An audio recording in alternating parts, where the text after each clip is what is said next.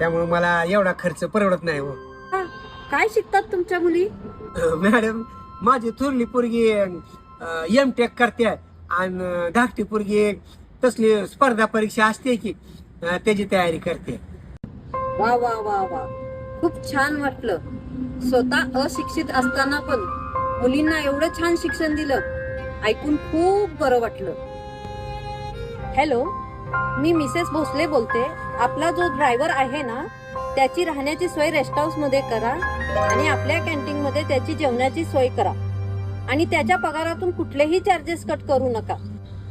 हे बघा, तुमच्या मुलीच्या शिक्षणासाठी कुठं पैसे कमी पडले असेल तर हक्काने माझ्याकडे मागा. अजिबात संकोच करू नका. मॅडम तुम्ही लय माणुसकीच्या हाव बघा.